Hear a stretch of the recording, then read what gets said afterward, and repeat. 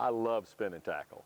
Through my career, I can't tell you how many tournaments I've won on spinning tackle, but you know, all my old tournaments at Rayburn, when I'd win those, it's all light line, spinning tackle, sight fishing, tube baits, all that kind of stuff. And so spinning tackle's always been a big part of my you know, approach to catching fish. Nowadays it's drop shot and shaky head, and I take my spinning rods and reels now and I rig them all pretty much identical. Let me show you how I do it. The first thing I do, you know, I've got a spinning rods, and the action of my spinning rod may change if I'm using drop shot as opposed to a shaky head. You know, shaky heads set the hook. But overall, I just take about a 7-foot spinning rod, take a good, you know, high-speed spinning reel, and I like the wider spool because you can vary the pound test line that you have on here and never have line management issues. You get those little tiny spools, all you can throw is 6 or something like that, or 4, but you get a regular wide spool, like this is a 30, and you can just use all kinds of different pound test lines. So this is my setup, but one thing you'll see, braided line. Every one of them will have braided line. I fill it up almost to the top with braid, and then I put a leader on. Now the reason for that is the leader allows me to fish, you know, perfect fluorocarbon that disappears, you know, like our finesse fluorocarbon that Seagar has. It disappears and you get more bites. What a lot of people think of though is a leader is 3, 4, 5, 6 foot, something like that. And when you have that, what happens is as a fish eats your bait, then it scuffs your line. You cut it off, you retie, and now all of a sudden you got a little bit less. And so within 1 or 2 or 3 fish, you've used that leader up, you have to retie your whole leader. So that's one problem you have. So what I do is I make a long leader.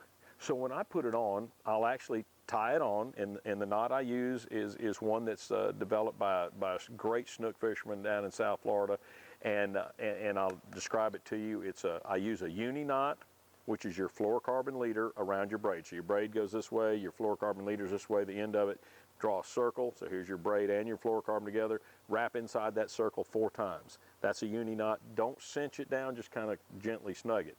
Then you have your tag end of your braided line and your fluorocarbon leader that's going out there. Put your finger where they split, wrap around 12 times, come through the bottom, come back through the top. That's an improved clinch knot. So it's a 12-turn improved clinch knot around your fluorocarbon leader and a 4-turn uni knot around your braided line, and they butt together, and that 12 turns literally grips your fluorocarbon and doesn't let it cut. So there's nothing to cut across it or you know, come 90 degrees or anything like that, which makes it super, super strong. So that grip makes it strong. Well, then I reel it up, and what I do is I get the fluorocarbon to my reel, and then I turn it about 6 or 7 turns. That's all, 6 or 7 turns. Gives me about 20, 25, sometimes even 30 feet of line on there. And you go, well, why so long? Well, I can still make long casts. Super long cast, because as soon as that first 30 feet comes out, which is instantly, you hit that light braid, 20-pound smack down, it's gone, you know. So I can get long cast. I still have sensitivity out there, good hook sets, but I'm never shocking that knot, ever. I'm never hammering that knot. If you get a short leader, if you happen to set a little too hard or things just aren't right, fish is going the other way, you could break that knot, that leader. And so with this, I'm never shocking it. I've got a long leader. Plus, if he scuffs it, I can fish it for a day, 2 days, 3 days, and I'm still good. Now, drop shot's a little different. Drop shot tends to spin, so sometimes I have to redo that just because of the twist of it. But anything else, I'll leave it, you know, for days and weeks and just keep fishing it. The other thing it does by having a long leader is it allows that bait to react and move just like it's solid fluorocarbon. There's no hinge, there's no floating, you know, braid to sinking fluorocarbon.